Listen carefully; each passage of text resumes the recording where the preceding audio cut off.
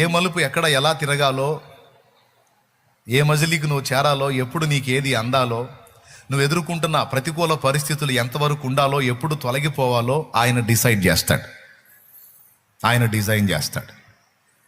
దాన్ని నమ్మితే నువ్వు ప్రశాంతంగా ఉండటమే, తర్వాత కథ అంతా ఆయన చూసుకుంటాడు.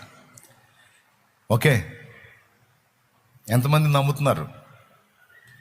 ఎంతమంది తమ జీవితాలను యేసయ్య చేతికి అప్పచెప్పారు? నిజంగా అప్పచెప్పారా? మీ జీవితాలనే కాదు, మీ పిల్లల జీవితాలని, మీ ఇంటి వారి జీవితాన్ని ఆయన చేతికే అప్పచెప్పండి. దేవుడు స్పష్టంగా చెప్పాడు, బరువు నువ్వు మోయొద్దు, నా మీద మోపు అని.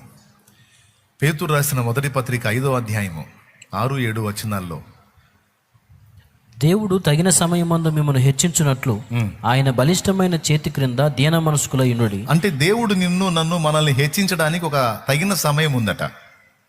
ఆ తగిన సమయం రేపే కావచ్చు, ఎల్లుండే కావచ్చు, ఇంకా 4 నెలలకు కావచ్చు, లేదా 10 నెలలకు కావచ్చు. సో దేవుడు నిర్ణయించిన నిర్ణయకాలం ఒకటి ఉంటుందట. నువ్వు అనుకున్నప్పుడు కాదు, దేవుడు ఆయన అనుకున్నప్పుడు నిన్ను హెచ్చిస్తాడు. అది నీకు 4 గంటల ఫలం ఉంటుంది. దేవుడు ప్రతిదానికి ఒక సమయాన్ని నిర్ణయించాడు.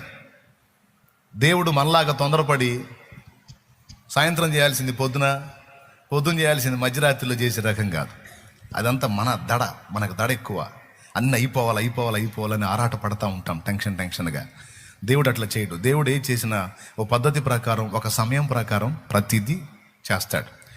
దేవుడు చేసేది వైనంగా ఉంటుంది. మనం చేసేవన్నీ మనకి తలనొప్పులు తెచ్చుకునేవిగా ఉంటాయి.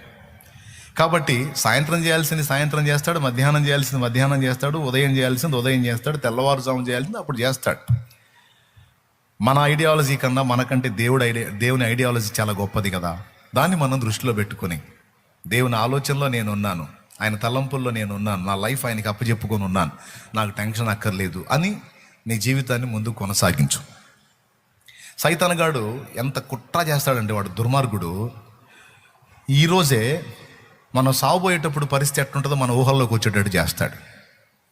చచ్చేటప్పుడు మన ప్రాణం ఎట్టుపోయిద్దో ఊహల్లోకి వచ్చేటట్టు చేస్తాడు. మనం చచ్చినాక మన వాళ్ళ పరిస్థితి ఎట్టుంటుందో ఊహల్లోకి వచ్చేటట్టు చేస్తాడు. అర్థమైందా? వృద్ధాప్యంలో మన శరీరం ఏ విధంగా మార్పు చెందిద్దో మన ఊహల్లోకి వచ్చేటట్టు చేస్తాడు. మీలో ఎంతమందికి ఇట్లాంటి ఊహలు వస్తాయి, ఇలాంటి ఆలోచనలు వస్తాయి? చెప్పండి, చేతులు ఎత్తండి. అది చాలామంది చేతులు ఎత్తారు. ఏమండి, కొన్ని వ్యతిరేక పరిస్థితులు మన తలంపుల్లోకి తీసుకొచ్చి, ఏమండి ఇప్పుడు షుగర్ వచ్చింది అని రిపోర్ట్ వచ్చింది అనుకో, ఆ షుగర్ తర్వాత ఇంకేమేం జరగబోతుందో ఇక మొత్తం తలంపుల్లోకి తీసుకొస్తాడు వాడు. ఫలానా బలహీనత, కొంచెం బీపీ ఎక్కువ కనపడుతుంది అన్నారు అనుకో, ఇక బీపీ వల్ల ఏమేమి జబ్బులు వస్తాయో మొత్తం మైండ్లో తీసుకొస్తాడు వాడు. అర్థమైందా? ఏ రోగం లేకపోయినా సరే రోగాలు ఉన్నోళ్ళని చూపించి, వాళ్ళు నీకంటే బాగున్నోళ్ళు ఇప్పుడు వాళ్ళు రోగులు అయ్యారు, నువ్వు మాత్రం కావని గ్యారెంటీ ఏందని వాడు ఆలోచనలో తెస్తాడు. అదిగో ఆ ఫ్యామిలీ పచ్చగా ఉంది ఒకప్పుడు, ఇప్పుడు చూడు ఎట్లా అయిపోయిందో, నీ కుటుంబం అలా కాదని గ్యారెంటీ ఏంది అని తీసుకొస్తాడు వాడు. ఇట్లాంటి ఆలోచనలు సాతాను తెస్తాడు అనడానికి బైబిల్లో నిరూపణ ఉంది. ఏబు దగ్గరికి వాడు ఇలాంటి ఆలోచనలే తీసుకొచ్చాడు. మనల్ని మానసికంగా మనల్ని వేటాడటంలో మంచి పనోడోడు. మెంటల్ టార్చర్ అంటారే, మానసికంగా ఒత్తిడికి గురి చేయటం, ఇబ్బంది పెట్టడం, అందులో మంచి నైపుణ్యం కలిగినోడు సైతాను, వాడి దెయ్యాలు. మనల్ని ఆ విధంగా చేయడాన్ని కుట్ర చేస్తారు. మన రక్షణానందాన్ని, దేవుని అందరి విశ్వాసాన్ని బట్టి మనం ఆయనలో కలిగి ఉండే ఆనందాన్ని మనకు దక్కకుండా చేయటానికి వాడు చేసే దుర్మార్గపు ఆలోచనలు, కుట్రలు ఇవన్నీ. వీటన్నిటికీ విరుగుడు ఒక్కటే, విశ్వాసం. నేను నా దేవుని యందు విశ్వాసం ఉంచాను. నిన్నటికి నా దేవుడు నాకు తోడై ఉన్నాడు, నేటికి తోడై ఉన్నాడు, రేపటికి కూడా తోడై ఉంటాడు. నా ప్రతి ఘట్టములో ఆయనే తోడై ఉండి ఆయన చిత్త ప్రకారం నడిపిస్తాడు. ఒకవేళ శ్రమలు పొందాలి అనేది ఆయన చిత్తం అయితే దాన్ని నేను తప్పించుకోగలనా? ఆయన చిత్తమే సిద్ధించుగాక. ఓకే, కాబట్టి సాతానా పో, ఈరోజు సంగతి ఈరోజు ఆలోచించమన్నాడు. రేపటి గురించి విచారించొద్దని చెప్పాడు యేసయ్య. రేపటి గురించి విచారించొద్దని నా ప్రభు చెబితే నేను విచారిస్తే ఆయన మాట మీరి పాపం చేసిన దాన్ని పాపం చేసిన అవుతా కదా. కాబట్టి రేపటి గురించి నేను ఆలోచించనని తోసేయండి. ఎందుకంటే నువ్వు ఆలోచించావనుకో, దేవుడు ఆలోచించడం మానేస్తాడు.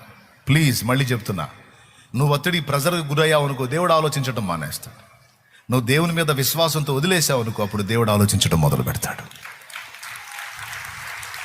నిజం. నువ్వు పట్టించుకొని నువ్వు ప్రాకులాడి నువ్వు పరిగెత్తినంత వరకు దేవుడు మౌనం అయిపోతాడు. సరే కానీ తిప్పలు పడుతున్నావుగా, పడు అని. నా వల్ల కాదు నాయన, నీ చేతికి అప్పచెప్తున్నాను ప్రభా, నీకు ప్రార్థన చేసి నీ వైపు చూడటం తప్ప నా చేత ఏమీ కావట్లేదు అని నువ్వు అప్పచెప్పినట్లయితే అప్పుడు దేవుడు ఎలా జోక్యం చేసుకుంటాడో, అన్నీ ఒక కొలిక్కి ఎలా వస్తాయో అప్పుడు నువ్వే చూస్తావు నీ కళ్ళారా. ఎందుకంటే ఇవన్నీ నేను అనుభవించి చెప్తున్నా. 22 సంవత్సరాలుగా ఆయనతో కాస్తో కోస్తో నడిచి నేను అనుభవించిన విషయాలు మీకు నేర్పుతున్నా. దయచేసి ఇలాగ మీరు తీసుకోండి. అప్పుడు మీకు ఆల్రెడీ ఏదైనా రోగాలు వచ్చినా కూడా కంట్రోల్ అయిపోతాయి, డెవలప్ కావు, కంట్రోల్ అయిపోతాయి. ఎప్పుడైతే ఈ బరువు దేవుని మీద దించుకుంటారో అన్ని విషయాల్లో సెట్ రైట్ అవుతారు.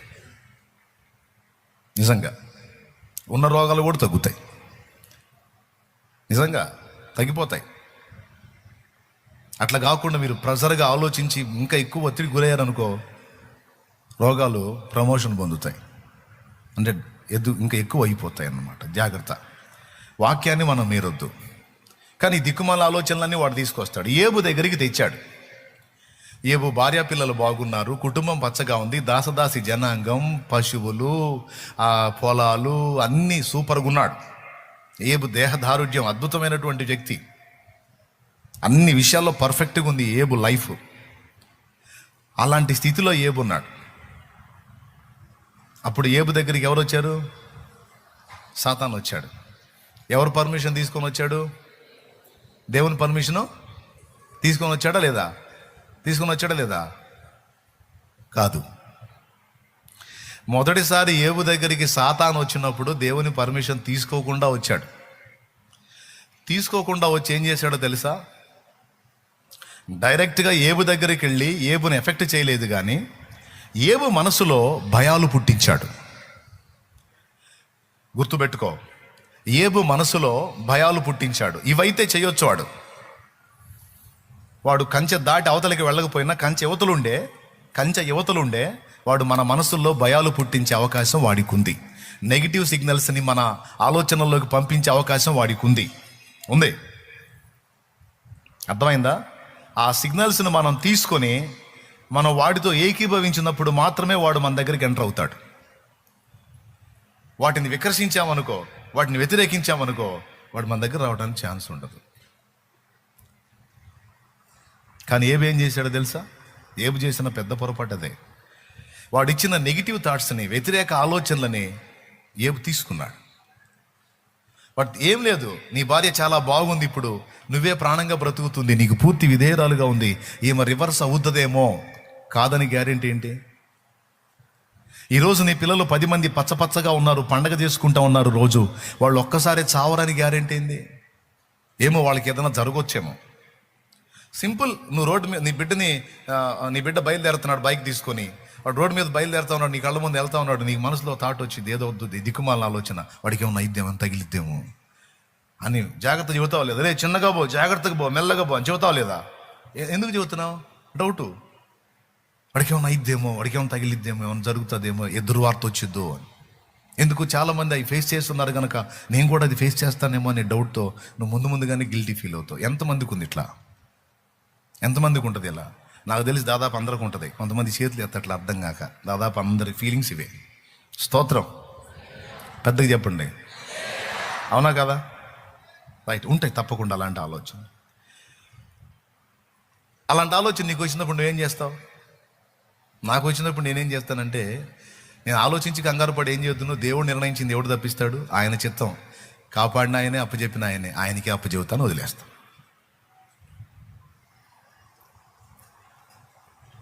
ఏం చేశాడంటే 10 మంది పిల్లలకి వెళ్ళి చూసినప్పుడు వాము వీళ్ళకి ఏమైనా అయిద్దేమో అనుకున్నాడు. వాడు పంపించిన ఆ నెగిటివ్ సిగ్నల్స్ని తీసుకున్నాడు. అట్లా ఏబుని ప్రిపేర్ చేసి అప్పుడు పోయాడు సాతాను దేవుడి దగ్గరికి. అర్థమైందా? ఏబు మంచి భక్తిపరుడే, యథార్థవంతుడే, న్యాయవంతుడే, యెహోవా యందు భయభక్తులు కలిగి చెడుతనం విసర్జించిన వాడే, కానీ రేపటి విషయంలో నిన్ను నమ్మట్లేదు. తన రేపటిని గూర్చి అతని ఆలోచనలన్నీ వ్యతిరేకంగా ఉన్నాయి. నాకు కొద్దిగా సంధించాడు, నువ్వు ఛాన్స్ ఇస్తే ఓ చూపు చూస్తా. చివరికి ఏబు ఏవేవైతే సాతాను ఆలోచనలను తీసుకొని వ్యతిరేకంగా అనుకున్నాడు అవన్నీ జరిగినాయి, మొత్తం జరిగినాయి. అది ఏబే చెప్పాడు. ఏబు గ్రంథము 3వ అధ్యాయము 25వ వచనంలో ఏబే చెప్పాడు, ఏది వచ్చునని నేను బహుగా భయపడితునో అదే నాకు సంభవించుచున్నది, నాకు భీతి పుట్టించినదే నా మీదకి వచ్చుచున్నది. అద్దుగో ఆ మాట అండర్లైన్ చేసుకోండి. ఇంకా కొత్త వాళ్ళు ఎవరైనా ఉంటే చూడు ఏమని చెప్తున్నాడో. ఏది వచ్చిద్దని అనుకున్నానో అదే వచ్చింది అన్నాడు. అంటే ఏబు జీవితంలో జరిగినటువంటి పిల్లలు చచ్చిపోవటం కానీ, భార్య రివర్స్ అవటం కానీ, తన దేహం పాడైపోవటం కానీ, ఆస్తుల అంతస్తులు పోవటం కానీ, దాసదాసి జనాంగం వెళ్ళిపోవటం కానీ, ఈ రివర్స్ పరిస్థితులన్నీ కూడా ఏబు ముందే ఊహించాడట, ఏబు ముందే అనుకున్నాడట.